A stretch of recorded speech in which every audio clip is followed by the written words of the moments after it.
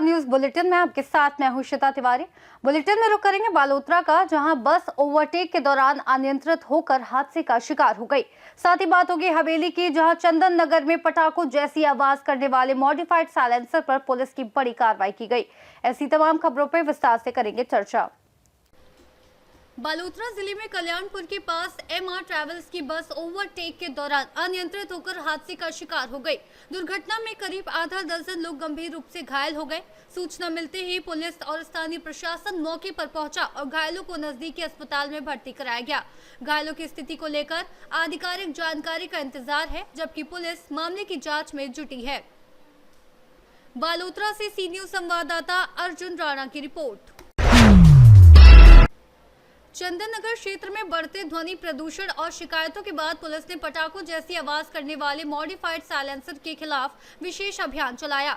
जांच के दौरान नियमों का उल्लंघन करने वाले कई वाहनों को रोका गया और अवैध लाइसेंसर जब्त कर बुलडोजर से नष्ट किए गए। अभियान में पुलिस उपायुक्त सोमय मुंडे, सहायक पुलिस आयुक्त अंजलि सोनवड़े और वरिष्ठ पुलिस निरीक्षक नीलेश बठाक सहित अन्य अधिकारी मौजूद रहे। पुलिस ने बताया कि मोटर वाहन अधिनियम के तहत ऐसे अवैध बदलाव दंडनीय हैं। उल्लंघन करने वालों पर जुर्माना लगाया गया और आगे भी सख्त कार्रवाई जारी रखने की चेतावनी दी गई है। हवेली से सी न्यूज संवाददाता यश सोलंकी की रिपोर्ट। जोधपुर में केंद्रीय संस्कृति एवं पर्यटन मंत्री गजेंद्र सिंह शेखावत ने कहा कि प्रधानमंत्री नरेंद्र मोदी के नेतृत्व में पिछले 12 वर्षों में देश ने अभूतपूर्व प्रगति की है और भारत की सामरिक शक्ति के साथ रक्षा उपकरणों के स्वदेशी निर्माण की क्षमता में उल्लेखनीय वृद्धि हुई है। उन्होंने कहा कि भारत रक्षा यातक से निर्यातक बनने की ओर बढ़ रहा है और तेजस लड़ाकू विमान, मिसाइल व बुलेट प्रूफ जैकेट जैसे उपकरण देश में ही बन रहे हैं। शेखावत ने आतंकवाद पर जीरो टॉलरेंस नीति की बात दोहराई और पश्चिम बंगाल में आगामी चुनाव में टीएमसी के खिलाफ कड़ा रुख अपनाने की बात कही। नरेंद्र मोदी जी के नेतृत्व में पिछले 12 साल में अभूतपूर्व काम हुआ। एक तरफ भारत की सामरिक ताकत बढ़ी है, दूसरी तरफ भारत का सैन्य साजो सामान के निर्माण की क्षमता बढ़ी है। भारत जो 10 साल पहले तक दुनिया का सबसे बड़ा इस क्षेत्र का इम्पोर्टर आयातक होता था, वो आज दुनिया का बड़ा निर्यातक बनने की दिशा में आगे बढ़ रहा है। लाइट कॉम्बैट एयरक्राफ्ट तेजस से लेकर के, मिसाइल से लेकर के, बुलेट से लेकर के और बुलेट प्रूफ जैकेट्स तक सभी तकनीकी इक्विपमेंट हमने भारत में बनाना शुरू किया है। वायु शक्ति प्रदर्शन माननीय राष्ट्रपति जी के सामने भारतीय वायुसेना के आधुनिकतम तकनीकी का संहारक क्षमता का प्रदर्शन होगा और निश्चित रूप से सीमावर्ती क्षेत्र पर यह प्रदर्शन होने से सीमावर्ती क्षेत्र में रहने वाले लोगों का भरोसा, विश्वास और हौसला और भी अधिक भारत की क्षमता और ताकत को देखते हुए। जोधपुर से सी न्यूज संवाददाता आनंद शर्मा की रिपोर्ट। खरगोन जिले की जनपद पंचायत भगवानपुरा में पदस्थ लेखा अधिकारी महेंद्र सिंह चौहान को 10,000 रुपए की रिश्वत लेते हुए मध्य प्रदेश लोकायुक्त संगठन की इंदौर टीम ने रंगे हाथों गिरफ्तार किया। ठेकेदार राजेश पवार की शिकायत पर कार्रवाई करते हुए लोकायुक्त ने जाल बिछाया, क्योंकि आरोपी पहले 20,000 रुपए ले चुका था और सीईओ कंचन डोंगरी के नाम पर कुल 50,000 रुपए की मांग कर रहा था। डीएसपी सुनील तालान के नेतृत्व में हुई इस कार्रवाई के बाद आरोपी को पूछताछ के लिए सर्किट हाउस ले जाया गया, जहां आगे की वैधानिक कार्रवाई जारी है तथा अन्य संभावित संलिप्तों लोगों की जांच की जा रही है। ये लेखाधिकारी हैं भगवानपुरा जनपद पंचायत के श्री महेंद्र सिंह चौहान। इनके विरुद्ध पुलिस अधीक्षक विपुस्था लोकायुक्त इंदौर संभाग श्री राजेश सहाय जी को शिकायत प्राप्त हुई थी कि इनके द्वारा जो ठेकेदार हैं उनसे रुपयों की मांग की जा रही है। तो एक ठेकेदार आए थे हमारे पास, राजेश पवार, तो वो कुछ कंस्ट्रक्शन का काम करना चाहते थे। तो छोटे मोटे काम पहले करते रहे, तो उन्होंने कुछ पंचायतों से काम लिए थे। उनकी फाइलें वाइलें ठहराव प्रस्ताव करके 2 पंचायतों से तैयार कराई थी। तो उन कामों को टेक्निकल सैंक्शन कराने और आगे की सैंक्शन देने के एवज में इनके द्वारा सीईओ मैडम के नाम से 5% और खुद के नाम से 2% की मांग की गई थी। और जब ये बात करने आए थे सत्यापन के दौरान, इनसे 2 बार में 10-10 हजार करके 20,000 रुपये ले चुके थे महेंद्र सिंह चौहान राजेश पवार से। राजेश पवार ने और एक आध पंचायत के काम के लिए इनसे खरगोन से सी न्यूज संवाददाता नीलेश महाजन की रिपोर्ट। आज पंजाब के समाना जो पटियाला जिले में स्थित है, वहां गुरजीत सिंह जी खालसा द्वारा पंजाब में गुरु ग्रंथ साहिब जी की बेअदबी के विरोध में धरना दिया जा रहा है ताकि दोषियों को सख्त से सख्त सजा मिल सके।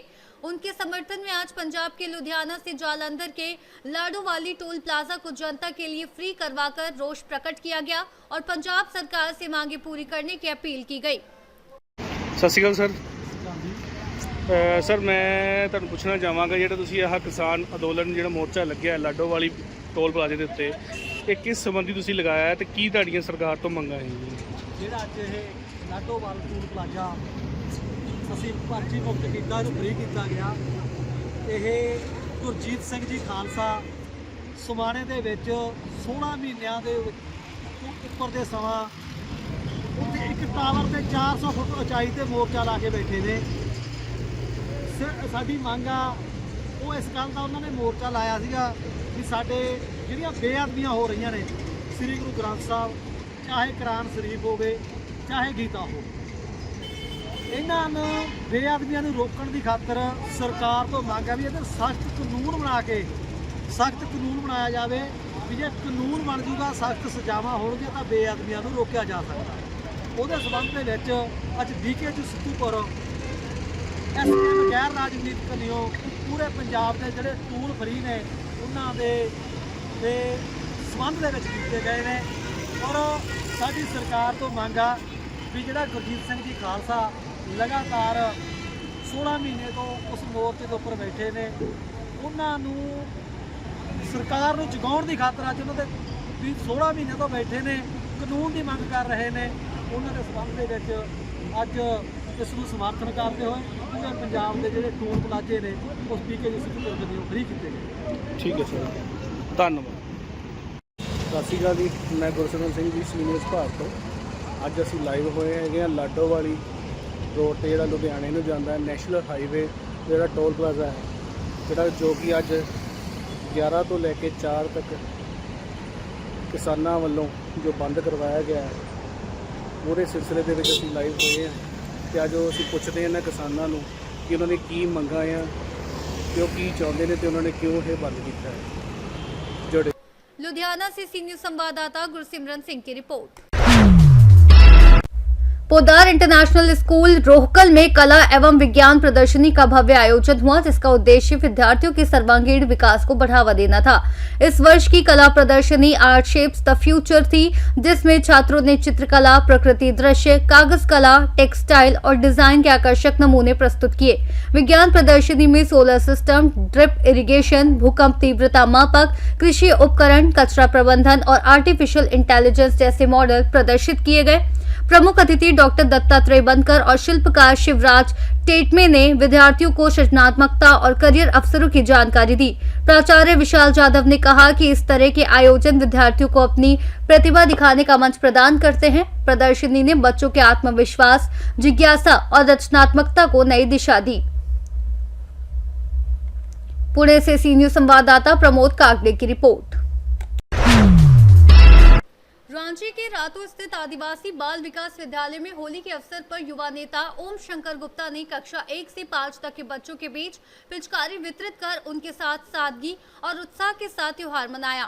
बच्चों को अबीर गुलाल लगाकर शुभकामनाएं दी गई और उनके उज्जवल भविष्य की कामना की गई।